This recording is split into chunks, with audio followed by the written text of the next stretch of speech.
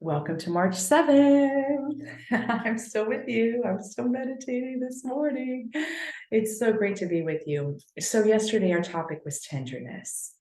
And when we draw close like that, it is really a front and center experience of what we're calling the pathless path. Because when we're talking about the path, we create an idea of the path. But when we're walking the path, we lose those concepts more and more and more. Well, today we're going to have a topic that is imperative when it comes to the pathless path, and that is anger. Every human being suffers from anger. No, let me rephrase that. Every human being has the gift of anger. And anger is uncomfortable. It feels like a suffering, hence why I even had the slip, because I don't like it when I feel angry. It feels like a real suffering. I want to get out of that state of anger. It's very, very, very uncomfortable. And maybe you have anger. Maybe you don't think you have anger anymore. Maybe you truly don't experience anger. But I've always found that every human being on some level, at some time, in some ways, experiences some element of anger. And there are things that underlie anger. For instance, I rarely experience anger unless somebody I love is treated poorly or something unjust happens. It gets this kind of righteousness in me and anger gets spurred. So that's mainly the ways I experience anger now. However, I noticed that my mechanism for anger when it came to my own healing was I tend to have a deeper current of grief, of like really deep sorrow that seems to be under the anger. And I tend to move right from the anger right into that grief place.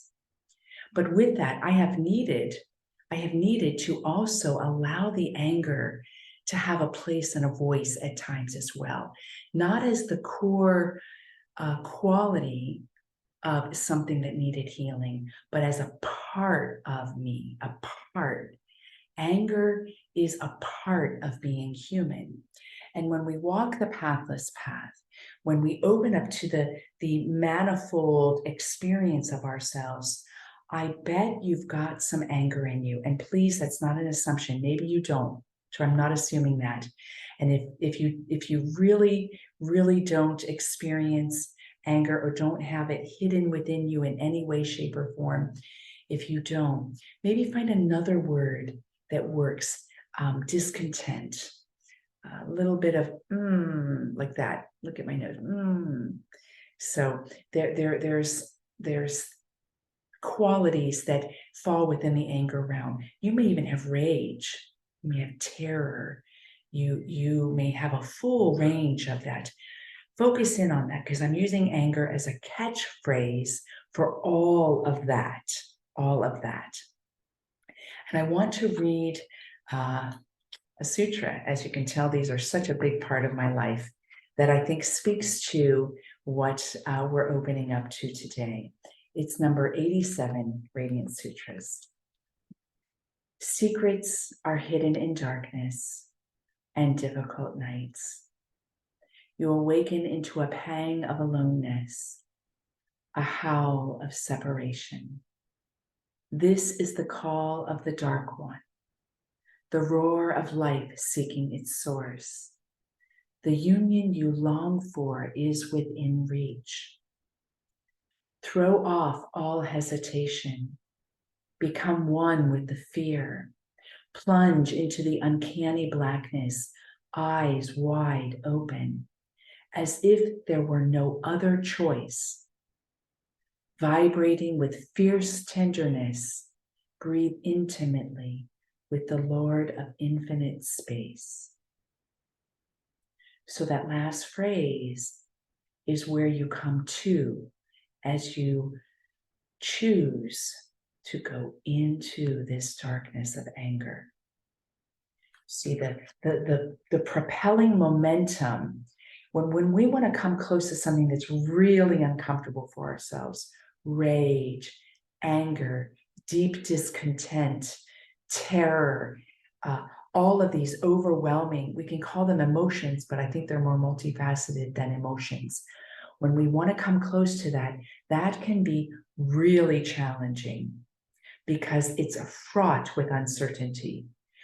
It's like opening a Pandora's box. We have no idea what's going to come.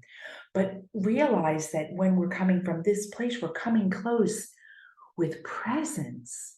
We're coming close from a place of infinite love. Maybe we don't feel capable of that because we'll become one with our own uncertainty of emotion and that multifaceted anger and quality of whatever's going on, because that we may lose sight that it's presence that's coming into it. I think it's one of the reasons that I love the Lord of the Rings series, because it really seems to me that the hero in that series walks right into the darkness, and in that is walking right into the face of his own. I mean, he's a hobbit. He's incredibly innocent, and he says yes to something that he even comes close to his own darkness. We have the same in the Harry Potter series. The Harry Potter realizes that the reason that there's this sense of pain in relation to the Dark Lord is because there's a way he's identified with the Dark Lord, which is a terror-stricken thing. I mean, this Dark Lord has created a terrible world, a world that is focused on division and separation and annihilation. And to touch that's right within him, that in that wound is right within him. And the same with the Lord of the Rings. He has to go right in the heart of the eye. This is what we're talking about. But realize that the propelling force taking you, the propelling force is presence. This is the call of the Dark One.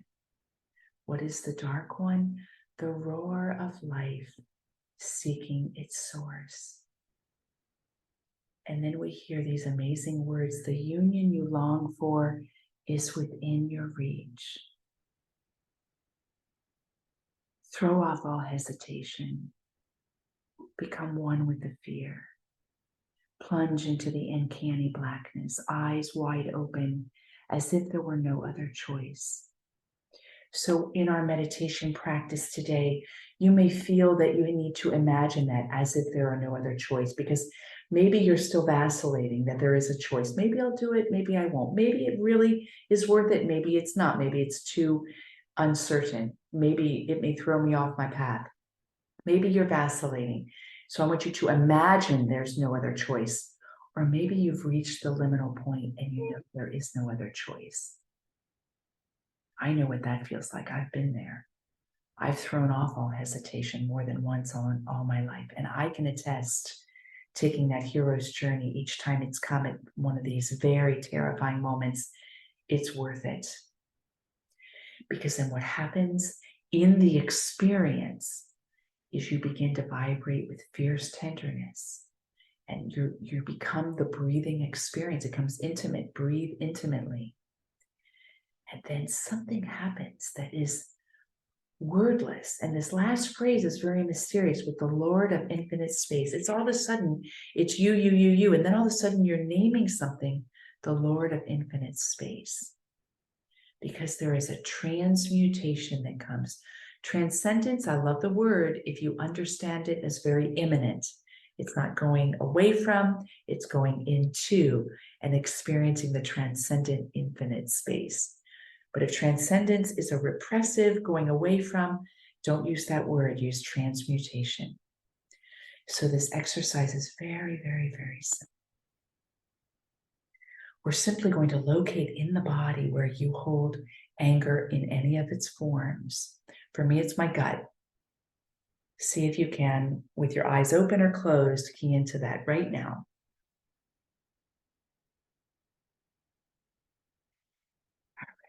In that body. And if you can't identify anything in your body, let yourself start with your heart space. Just let yourself focus there, and then maybe someplace else in your body will reveal itself. And what you're going to do is you're going to take your left hand And you're going to place it on that part of your body.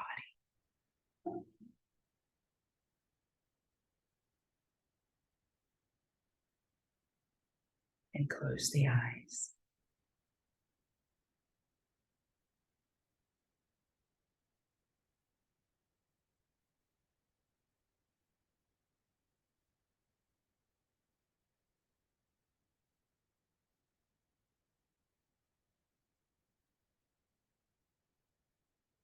And bring your focus and your breath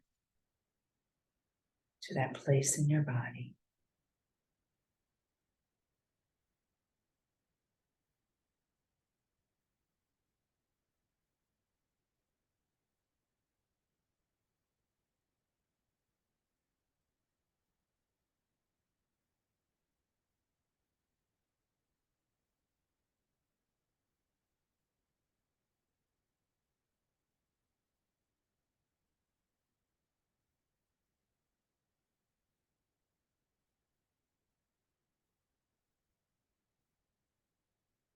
See if you can become aware of the anger that's there on a cellular level and on an energy level. And be with it. Be with it.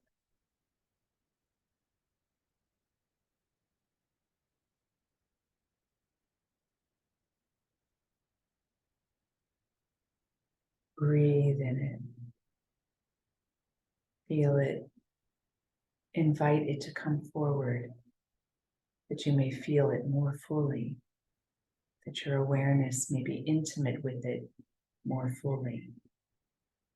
And let any images, any thoughts, any feelings, anything just be, but let them come forward. Let them come forward.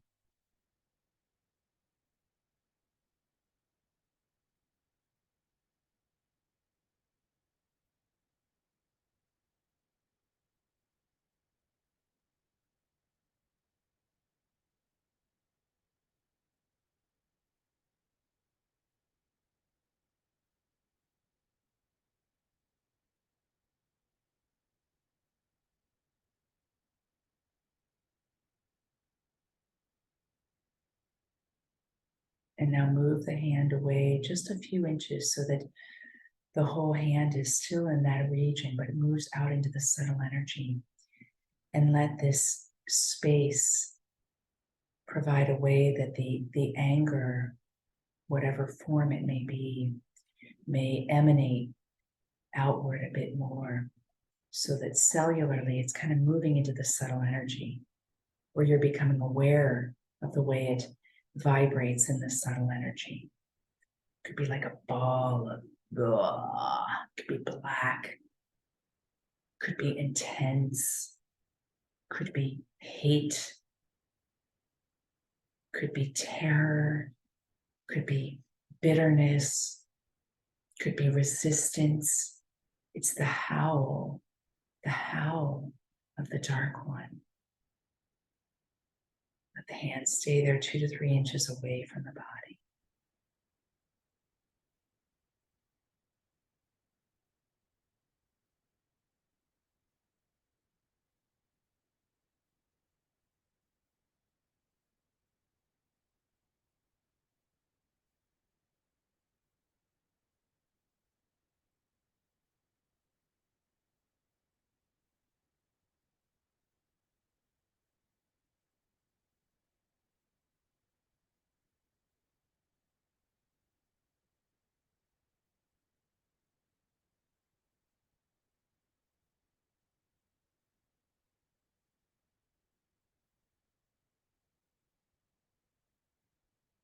Let the hand move a little further away, about 6 inches away from this part of your physical body. And again, be with and in the anger, whatever form it may be. Stay with it. If you move away from being close to it, imagine it. Create an image of it. Little child stomping. A howling woman or man. Someone running through the world with a big sword.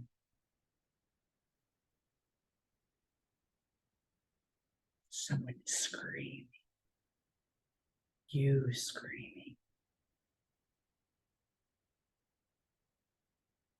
pounding the ground, wailing, writhing.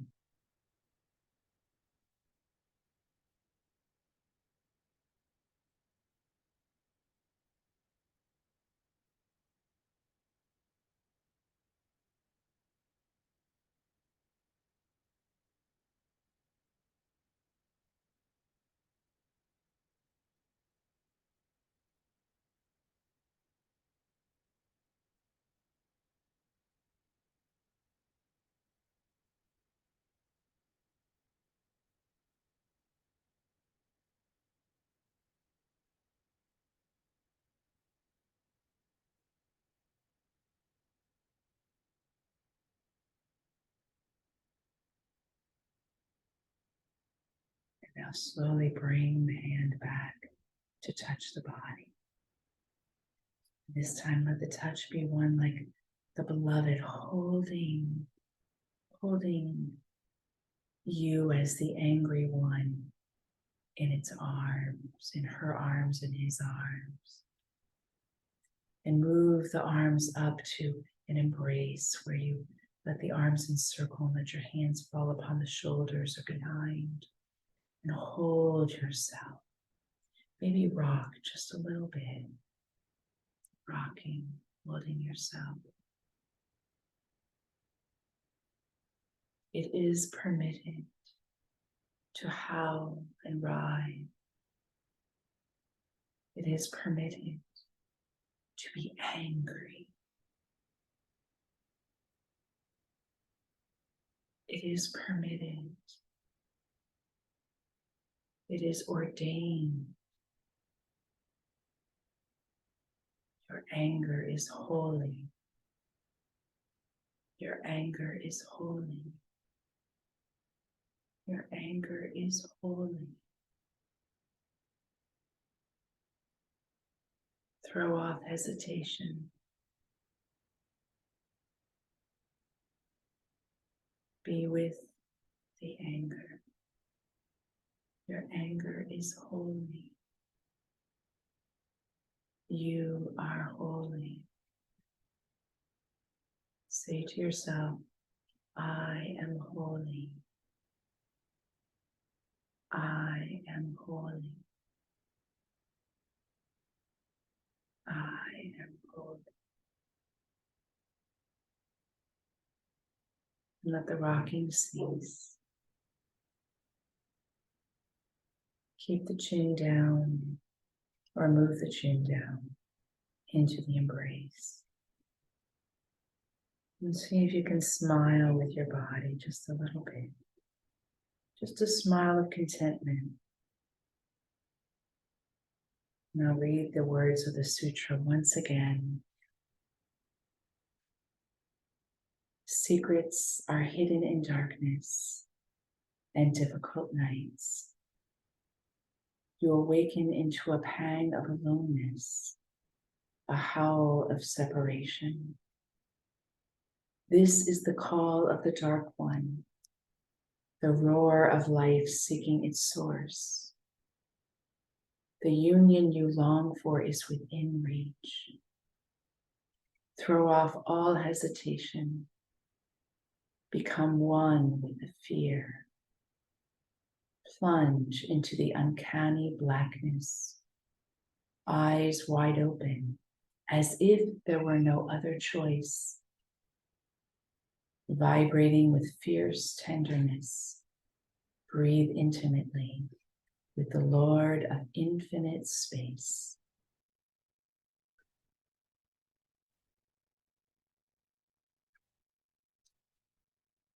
That, I invite you to open your eyes. Have a great day. Blessings.